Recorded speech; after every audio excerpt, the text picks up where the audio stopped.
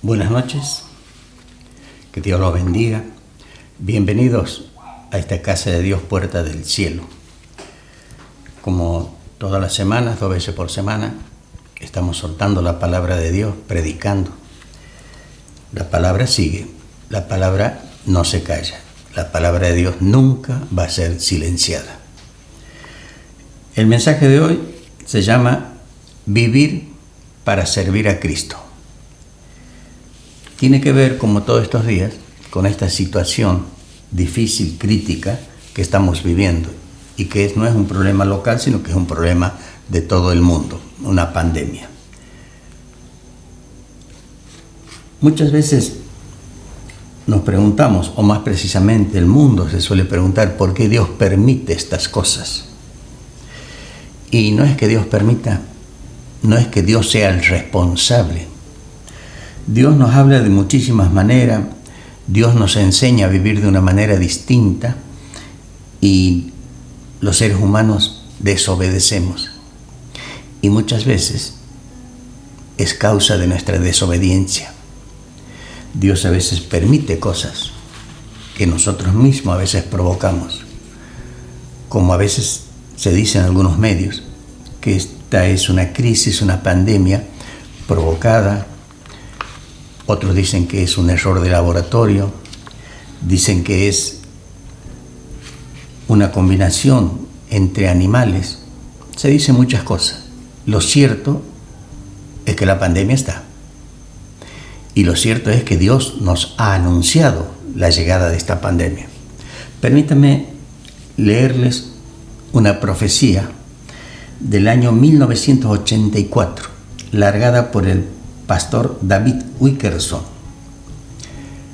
Hace 34 años exactamente. Este siervo ya está con el Señor.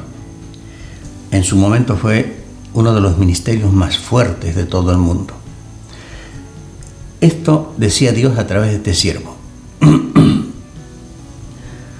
Veo una plaga viniendo a este mundo y a las cantinas, a las iglesias y el gobierno, y todo estarán callados. La plaga azotará la ciudad de Nueva York y la sacudirá como nunca ha sido sacudida. La plaga va a forzar a los creyentes que no oran a entrar en una oración radical y a leer sus Biblias.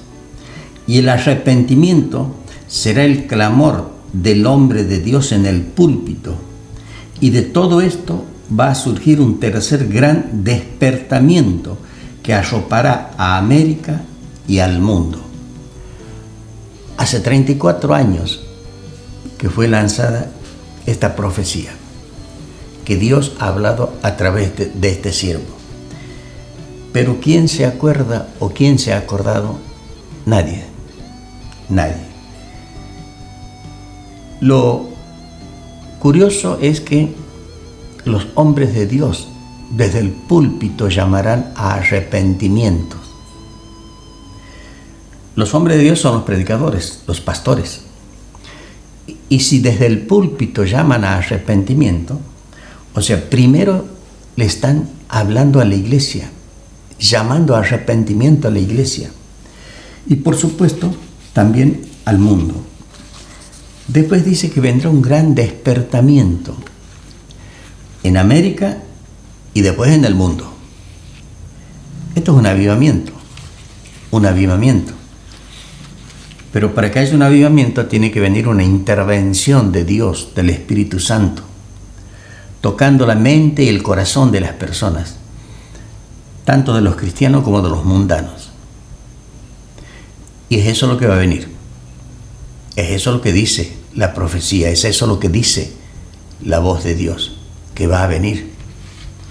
Entonces, respecto a esto, vamos a abrir nuestras Biblias en el libro de Filipenses, capítulo 1, desde el versículo 21 hasta el 24.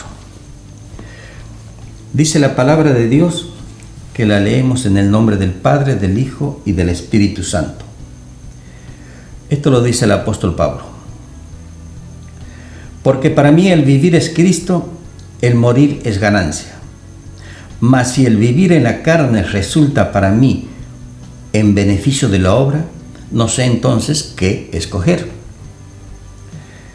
Porque de ambas cosas estoy puesto en estrecho, teniendo deseo de partir y estar con Cristo, lo cual es muchísimo mejor. Pero quedar en la carne es más necesario por causa de vosotros. Ahí al apóstol Pablo se le presentan dos opciones. O me voy con el Señor, o me quedo aquí en la tierra. Ir con el Señor es lo mejor, dice. Pero soy necesario aquí en la obra. Entonces no sé cuál escoger. Qué lindo sería que todos pudiéramos llegar a pensar de la misma manera. Que el morir sea ganancia. Eso significa no tener miedo a la muerte. Y no tener miedo a la muerte es tener fe. Les cuento un testimonio. Tengo un amigo, un señor que tiene mi edad. Él es profesor.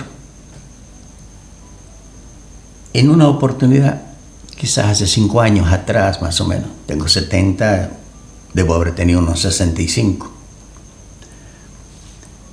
Me dijo que él tenía miedo de morir. Era cristiano, es cristiano. Que ha llegado a esta edad, le habían practicado una operación bastante difícil y él pensaba mucho en la muerte y tenía miedo. Entonces me pregunta si a mí no me pasa lo mismo. Entonces, como él es profesor, le digo, mira hermano, vos sos profesor y un profesor cuanto más enseña, más aprende. Y más enseño y más aprendo. Y cada vez te metes más en la disciplina que enseñas y aprendes más. Entonces me dice, sí, eso es cierto. Y eso nos pasa a todos los docentes, a todos, de cualquier nivel. Entonces le digo, mira, yo también soy docente, ya estoy jubilado, pero tengo otra actividad y vos sabes, soy pastor.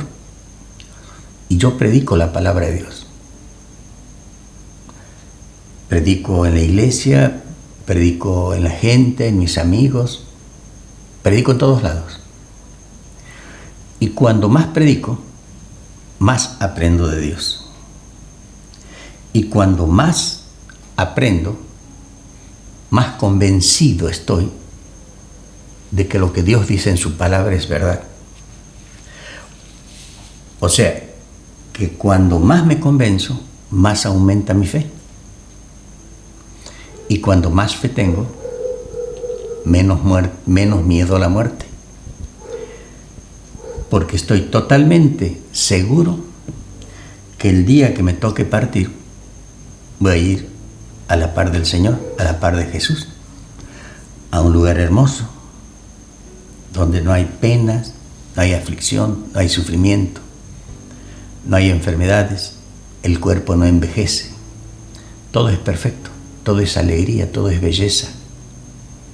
Es la vida perfecta que cualquier ser humano desea. Entonces no tengo miedo a morir, no tengo miedo. He pensado algunas veces, pero muy poco, porque casi ni siquiera tengo tiempo de pensar en esas cuestiones. Estoy muy dedicado a la obra, esa es otra ventaja.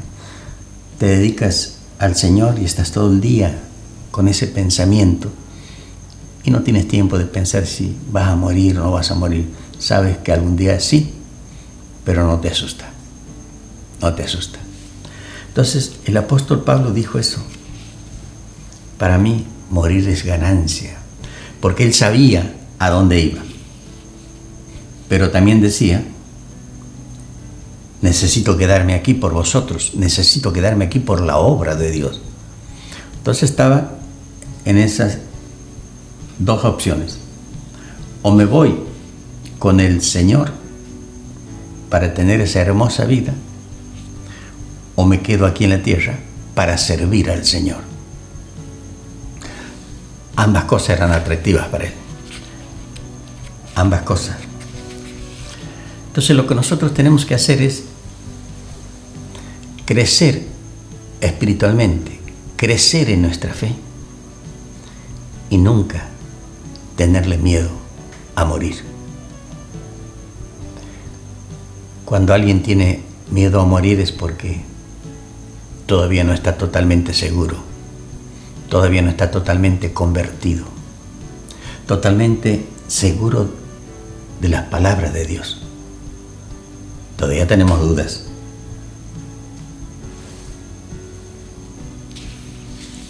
Tenemos que estar todo el día, todo el tiempo, la lectura de la palabra, pensando en las cosas del Señor, orando, ayunando. Si nos introducimos en ese ambiente, nuestra fe va a aumentar y vamos a ser fortalecidos. Esa es la fe, empezar a caminar ese camino. La fe te trae esperanza y no te trae miedo, te trae alegría. Es como cuando vos estás transitando por un túnel oscuro y al final, después de mucho andar, alcanzas a ver una pequeña lucecita. Pueden ser dos cosas: que es un tren que viene en dirección contraria y te va a aplastar, o puedes pensar que es el final del tren, termina la oscuridad y viene la luz del día. Según cuál sea tu fe, vas a pensar en una o en otra cosa. ¿Vas a pensar que el tren te va a matar? ¿O vas a pensar que terminó la oscuridad del túnel y viene la luz del día? Un cristiano siempre tiene la esperanza de que lo que llega es la luz de Jesucristo. Esa es la fe, chicos. Esa es la fe. Pero no termina todo ahí. No todo es perfecto. Las aflicciones siguen, las debilidades siguen, las tentaciones siguen. Pero si uno tiene la mirada puesta en Jesucristo, tiene la mirada puesta en lo eterno, tiene la mirada puesta en la cruz y en la sangre que Jesús ha derramado por nosotros, vamos a seguir andando y al final vamos a ver esa luz de esperanza. Y no vamos a tener miedo pensando que es el tren que viene en contra. Este tiempo de encierro por la pandemia no es fácil. Nos trae problemas, discusiones, roces, asperezas. También tenemos temor de enfermarnos, de ser infectados. Y si uno es infectado, tiene miedo de morir. Entonces, dejemos a un lado todo eso. Empecemos a limar nuestras asperezas, nuestros roces. Empecemos a mirar la cruz de Jesús y que no nos preocupe si somos infectados o no.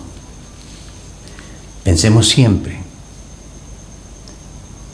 para mí, morir es ganancia, como decía el apóstol.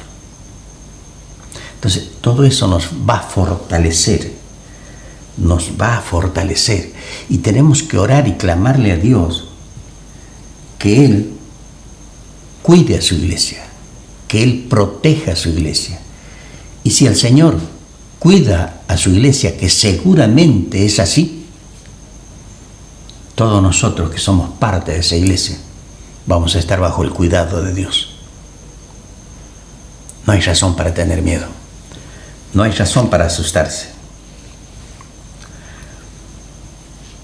Pero junto a este clamor, chicos, hay una responsabilidad, porque tiene que haber un compromiso de servirlo. No solamente que Él me proteja y me libre de la muerte, de la enfermedad y de todas esas cosas. también tiene que haber una respuesta de parte nuestra, no solamente Él, nosotros también. Y esa respuesta tiene que ser un compromiso a servirlo a Él, a servirlo. Entonces, tenemos que tomar definiciones. Pasará la cuarentena, pasará la pandemia. Entonces, ¿a quién voy a servir? ¿Voy a servir al Señor? ¿O me voy a servir a mí mismo? ¿Voy a servir a Jesucristo? ¿Voy a servir en la obra? ¿O voy a dedicarme mis placeres, mis intereses, mis deleites, que no necesariamente es pecado,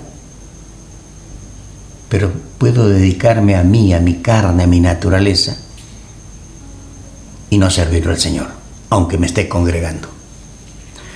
Es una de las cosas que tenemos que definir, chicos. En nuestra relación con Dios tenemos dos aspectos, el aspecto teológico y el aspecto espiritual. El aspecto teológico es el estudio intelectual que hacemos acerca de Dios y de todo lo que tiene que ver con Dios. Cuando hacemos un seminario estamos estudiando teología. Ahora, en este momento no hay seminarios, no hay teología, pero sí nos queda el aspecto espiritual. Y ambas cosas son importantes, no es que una sea más importante que la otra. La teología y la parte espiritual, ambas son importantes. Pero en este momento tenemos más espacio para lo espiritual que para lo teológico.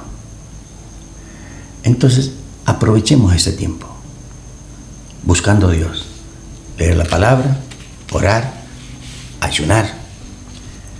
Busquemos intimidad con Dios. Que el aspecto espiritual sea tan importante que nos metamos a orar y empecemos a sentir un placer y un deleite estando con el Señor. Que cuando nos llegue el tiempo de orar, empecemos a preocuparnos y a desesperarnos porque estoy ocupado y tengo que terminar esto, me llega el tiempo de oración.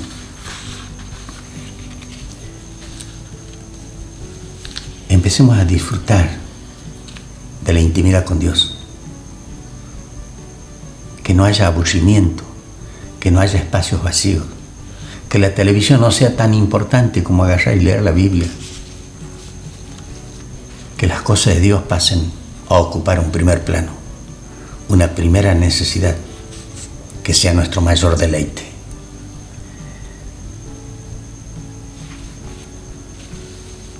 Aprovechemos que no estamos en contacto con el mundo. Un mundo lleno de corrupción, un mundo lleno de inmoralidad, un mundo lleno de pecado, un mundo que no se puede sanar porque no busca el médico correcto. El único médico se llama Jesucristo. Si buscamos en la historia de la humanidad, de cualquier país, en cualquier momento, vamos a ver guerras, guerras, guerras y guerras. Muerte, muerte y muerte. Vamos a ver gente muy poderosa, muy rica, y gente muy pobre. Niños que mueren por hambre o por no tener un remedio, porque no tienen plata. Raíz de todos los males es el amor al dinero, así dice la palabra. Guerras por poder, guerras por dinero, muertes por poder, por dinero, estafas, nación contra nación, sin importar las vidas humanas. Estamos enfermos, la sociedad está enferma, la humanidad está enferma. Permítanme leerle algo de este libro del revolucionario Pastor, en donde el autor habla de eso y termina en un clamor, preguntando por qué. ¿Qué te pasa, humanidad? Así termina esta porción. Pero permite que lea. Si escarbamos en la historia, veremos que en todas o casi todas las guerras hubo intereses personales o sectoriales, que por lo general eran y son de tipo económico. Una locura que lleva al hombre a matar por riqueza y poder. Es una ambición que no tiene límites. Se quiere acumular cada vez más y más riqueza y poder. Y al haber más poder y riqueza con ausencia de Dios, necesariamente tiene que haber más sufrimiento, más dolor y más muerte. Tanta muerte, tanta sangre derramada, tanto sufrimiento, tanto dolor, tanta angustia, tanta locura, tan solo por ganar más dinero. ¿Qué te pasa, humanidad, que estás tan enferma? ¿Qué te pasa, humanidad, que no quieres sanarte? ¿Qué te pasa, humanidad, que te degradas a ti misma y no quieres dejar de hacerlo? ¿Qué te pasa, humanidad, que caminas hacia la autodestrucción y no lo quieres evitar? ¿Qué te pasa, humanidad, que desprecias tanto y no intentas amarte un poco? ¿Qué te pasa, humanidad, que le das la espalda a Dios, siendo que es el único que te puede salvar? ¿Qué te pasa, humanidad? ¿Qué te pasa? ¿Qué te pasa? ¿Qué te pasa?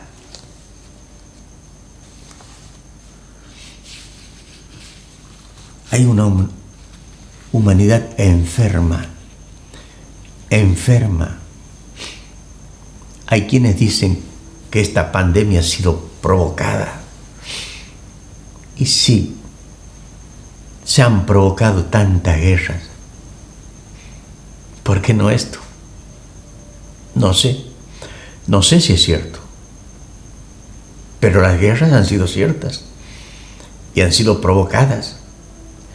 Las guerras han sido una expresión de una humanidad enferma y que solamente hay un médico que la puede curar y se llama Jesucristo. Después de esto, hermanos, viene algo muy grande, muy grande. Dios está actuando y diciéndole a la humanidad y a la iglesia: basta, basta de muertes, basta de pecado, de corrupción, de inmoralidad, basta. Muchos mundanos van a entender y van a venir a la iglesia. Muchos de los que se han apartado van a volver. Y muchos cristianos vamos a ser preparados para recibir y contener a todos estos que vienen. Y algunos pocos seguirán sentados en una silla. ¿Cuál es tu compromiso?